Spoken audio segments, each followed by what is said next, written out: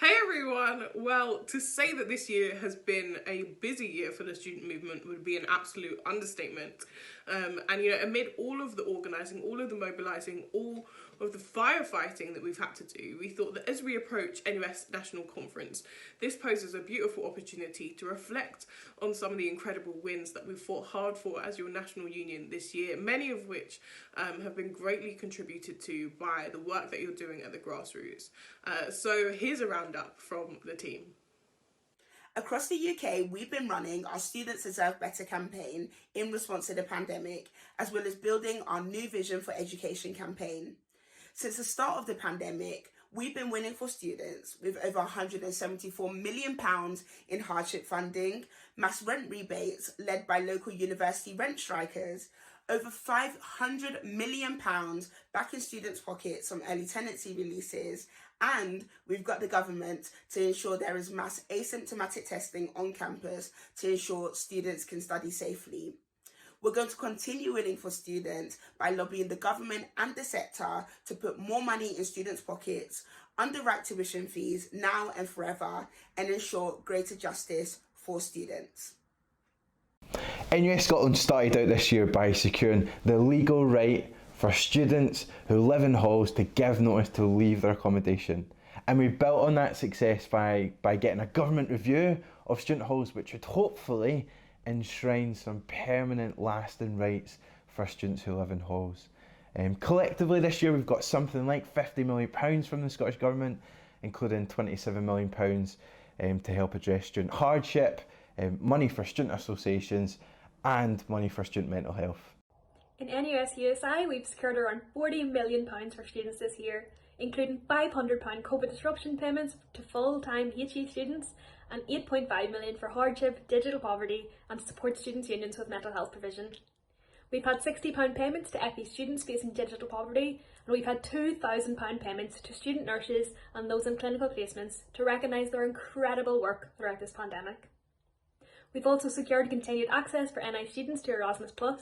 We've bed into NI's new 10-year mental health strategy. We've had 85 politicians sign up to our Students Deserve Better Politicians Pledge. We've had a motion passed in our assembly here to extend payments to students who missed out. We've also set up a national period poverty action group with our members and have ran a Fund Our Postgrads campaign to improve funding for postgraduate students. We've poured our resources into political education, working with you to build a digital library for those who want to know how colonisation has anything to do with disabled people's rights, with feminism, with queer liberation, and more. We've launched an online decolonisers network for you to connect to folks across the UK, from community organisations to student groups. And in the coming months, we'll be ramping up to a Decolonisers Festival where you'll be able to connect, learn, share and grow like never before. Croeso from Wales. Here, we've won more than £50 million for student hardship and £50,000 for every SU to keep them doing what they do best. Our Welsh Government have created an Erasmus Plus replacement scheme for every single student in Wales to benefit from, and have supported our campaign priority of a post-16 mental health strategy. We secured funding for tech to help digitally excluded students. We were the first nation in the UK to scrap FE exams in 2021, and we also secured the UK Government Youth Ambassador for Mental Health, Dr. Alex George, to speak at our NUS Wales conference back in March. Hey FE family, it's Salsa here. We have secured funding for schools and colleges to tackle digital poverty.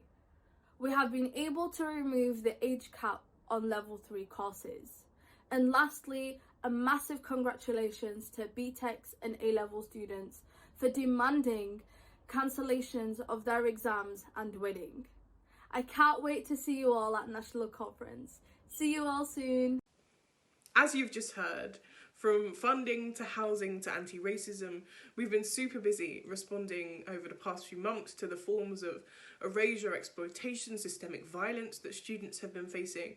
But we've also been grasping at the root of those issues, building a resistance strong enough to reckon with the fundamental flaws in our education system, and seeking to build a grassroots mass movement capable of demarketizing, democratizing, and decolonizing our education system, but also capable of building a new, better world from the rubble of the old. So if you haven't been involved yet, what are you playing at?